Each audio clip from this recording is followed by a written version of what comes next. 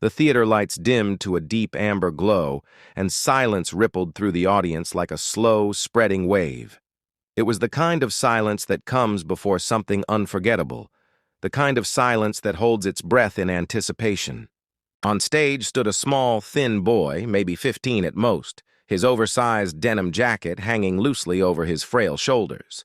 His name was Ethan Carter, and for the last 2 years his world had been quieter than most, because after losing his father in a tragic accident, Ethan had barely spoken above a whisper.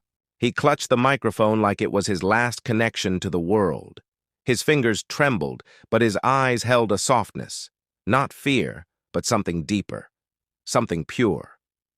Behind the curtain, the judges whispered to each other, glancing at their notes. The audience, hundreds of faces blurred under the golden lights, waited. Many thought he looked too young, too fragile, too broken to stand in that spotlight. But there was something about him, an unspoken pull, that made everyone lean forward. Backstage, his mother, Claire, watched nervously, pressing a small silver locket against her chest, the one that still held a photo of her late husband and a folded piece of paper with his handwriting. "Sing from your heart, and the world will listen." Those were the last words his father ever wrote before the accident. Ethan carried those words everywhere, not on paper, but in his heart. The stage manager signaled him to begin. The first soft strum of the guitar track echoed through the hall, that familiar intro of Hotel California. The moment it played, a wave of nostalgia swept through the crowd.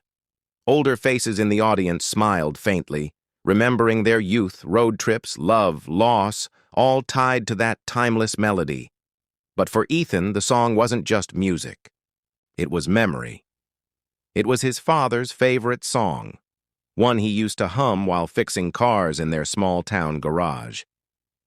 Ethan remembered those nights when his father would sit on the old wooden stool, tapping the rhythm with a wrench and whispering, "One day you'll sing this on a big stage, son." Now, here he was, trembling, breath shallow, standing before thousands, ready to fulfill a promise whispered long ago. The first words came out barely audible, a soft, shaky tone that seemed to dissolve into the air. A few people in the audience exchanged doubtful looks. But then something shifted. He closed his eyes, his shoulders relaxed, he took a deep breath, and suddenly his voice broke through, clear, haunting, and pure. It wasn't just the sound, it was the feeling. Every note carried the weight of years, of grief, love, hope, and the unspoken ache of a boy who missed his father more than words could express. The judges looked up almost instantly. One of them, Maria, who had been scrolling through her notes, froze mid-page. Her pen dropped. The other, Simon, leaned forward, eyes narrowing, not in critique, but in disbelief. By the time Ethan reached the first chorus, "Welcome to the Hotel California," the entire hall had fallen under his voice like a spell. There was something magical, something unfiltered in it. The way he sang the words, fragile yet fearless, made it feel like he wasn't performing at all. He was remembering. The lights glowed warmer, wrapping around him like an embrace. His voice wavered at times, but not out of weakness, out of emotion. His lower lip trembled, and the microphone caught the rawness of every breath. It wasn't perfect technically, but it was real. Achingly, beautifully real. As he sang, flashes of his past flickered through his mind. The nights he cried himself to sleep in the small room he once shared with his father, the smell of motor oil and old records, the sound of rain tapping the window while his mother hummed softly to calm him down. Every lyric of the song was a piece of his memory stitched into melody.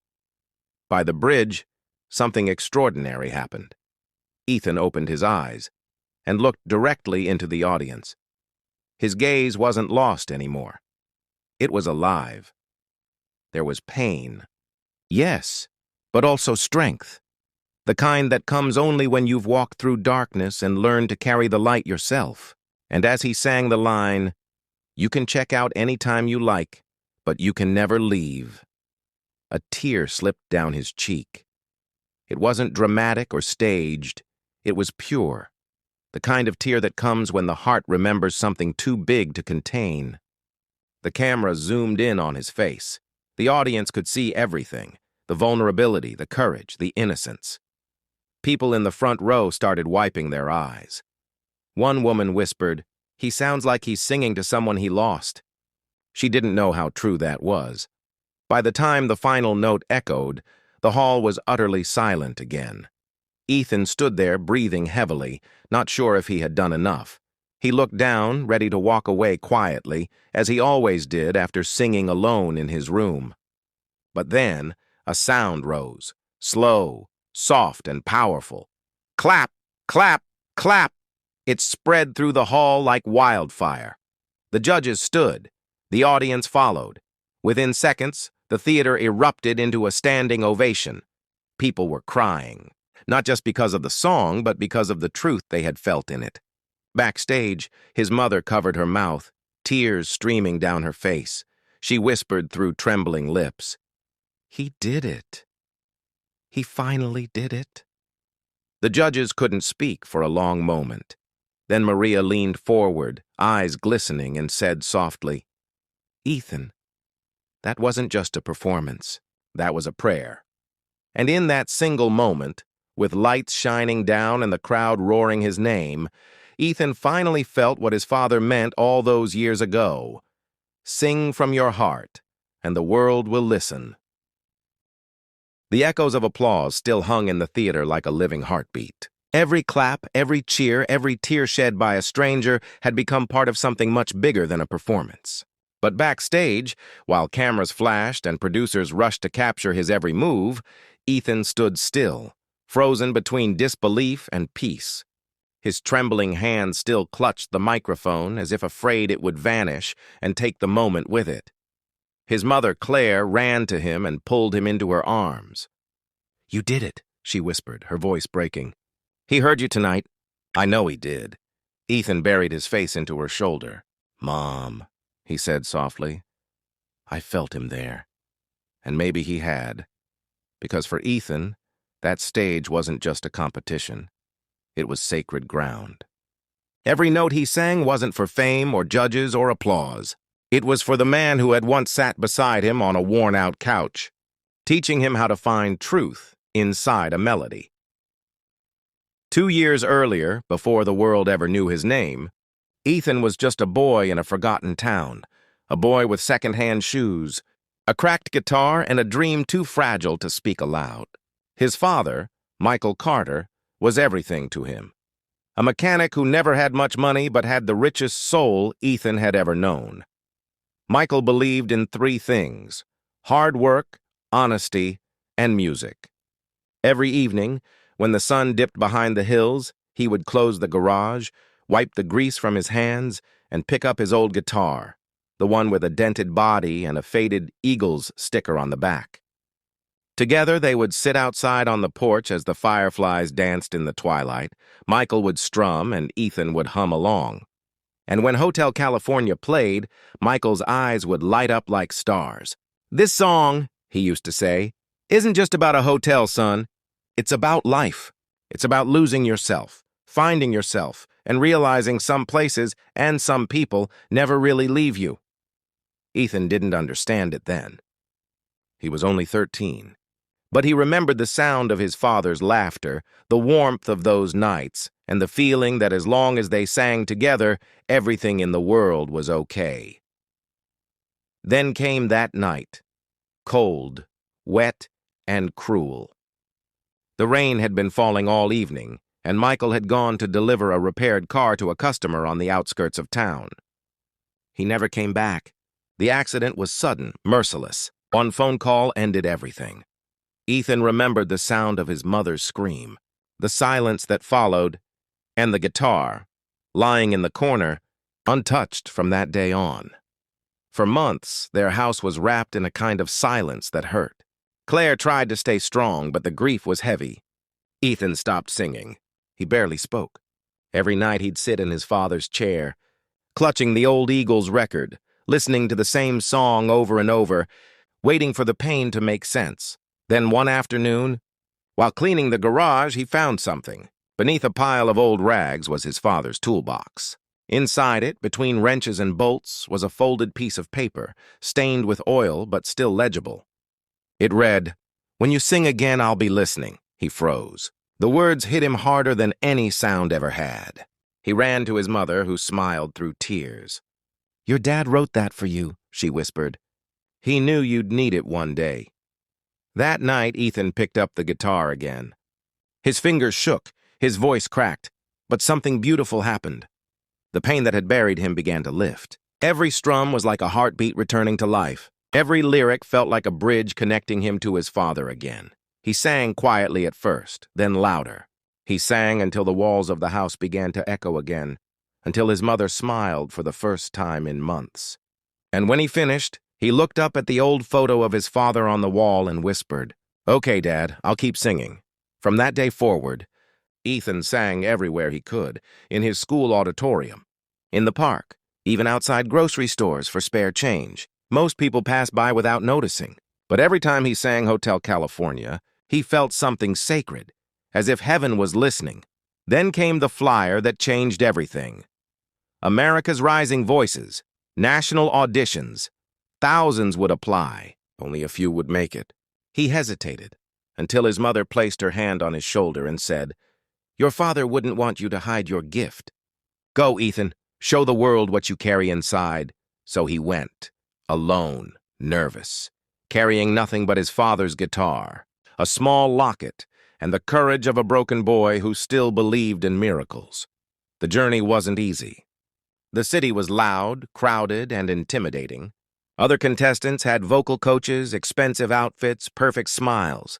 Ethan had only his story, and a voice that came from somewhere raw and real. During the pre-audition, one of the producers asked, "Why did you choose Hotel California?" Ethan looked down and said softly, "Because it's the last song my father ever played." The room fell silent, and now, weeks later, that same song had just left millions speechless. Clips of his performance began spreading online even before the show ended. The boy who made the world cry. The voice that brought Hotel California back to life. But while the world watched the replay, Ethan sat quietly with his mother in the empty hallway of the studio, both too overwhelmed to speak. He held the locket in his palm. Inside it, a small picture of his father smiling. He whispered, "I did it, Dad. You can rest now." His mother smiled faintly, brushing a tear away. "No, sweetheart," she said gently. "He's not resting. He's dancing." That night, when Ethan lay in bed, sleep wouldn't come. His phone buzzed with notifications, thousands of messages, comments, interviews waiting. But none of that mattered. He looked at the stars through the window, clutching his guitar, and whispered, "You heard me tonight, didn't you?" And though the night was still, the wind carried the faintest sound, a soft, familiar strum, like the echo of a promise kept. Ethan smiled. For the first time in years, he felt whole. He didn't know yet that his life was about to change forever, that his song would reach not just millions, but one person who would turn his story into something even greater than he had ever dreamed. Because sometimes, when you sing from your heart, heaven sings back. The next morning, the world had already changed, but Ethan didn't know it yet.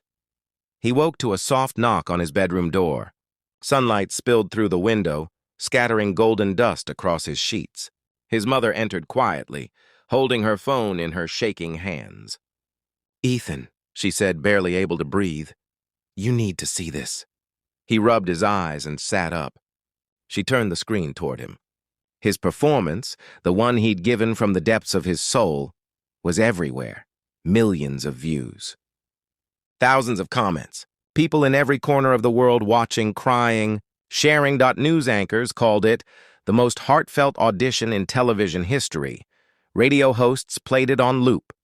One international headline read, "A boy's song that made the world remember what humanity sounds like." Ethan's throat tightened as he scrolled through the comments.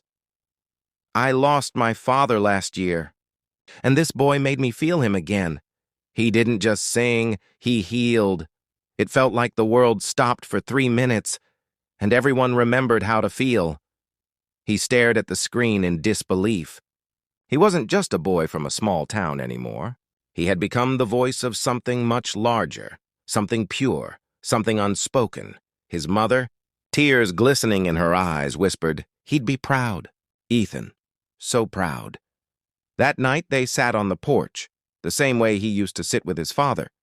The world outside had changed, but the stars were still the same. The air carried the soft scent of autumn leaves. Ethan held his father's guitar, gently strumming the strings. "Mom," he said quietly, "I never thought people would listen." She smiled, placing her hand over his. "That's because you weren't trying to be heard, sweetheart. You were trying to tell the truth, and people always hear the truth, even when it's sung softly." He looked at the stars and whispered, "Thanks, Dad, you kept your promise, but the story didn't end there. A week later," the producers called. "Ethan," said the voice on the phone, "the world hasn't stopped talking about you.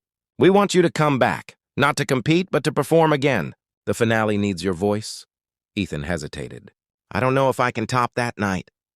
"You don't have to," the producer replied softly. "Just be you again. That's enough." The day of the finale arrived. The crowd was twice as large as before, the lights brighter, the cameras countless. Outside the theater, people held signs that read, "Sing for the world, Ethan," and he made us believe again. Backstage, he sat quietly with his guitar. He wasn't nervous this time.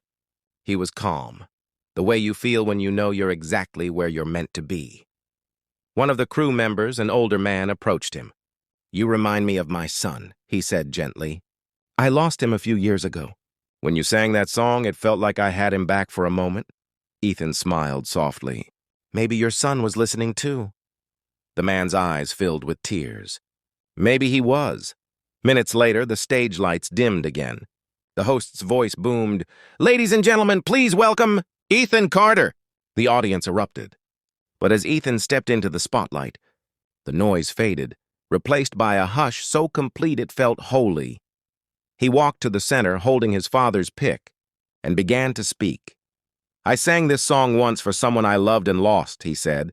"But tonight I want to sing it for all of you, for everyone who's ever lost someone and thought they'd never feel them again. Because I promise, love doesn't end. It just changes where it lives." The first note of Hotel California echoed through the hall. Slow, soulful, haunting. The audience stilled. The world seemed to pause. This time, Ethan didn't close his eyes. He looked out at the faces before him. Strangers from every walk of life, all bound by the same invisible thread of emotion. When he sang, it was softer, more controlled, yet somehow even more powerful. The notes trembled like sunlight on water. Each lyric carried a different meaning now. Less about loss, more about connection. Midway through, something incredible happened. A screen behind him lit up, and a video began to play. Photos of people who had written to him from around the world. A father hugging his daughter, a mother lighting a candle for her son, soldiers listening in distant deserts, families smiling through tears. The crowd gasped.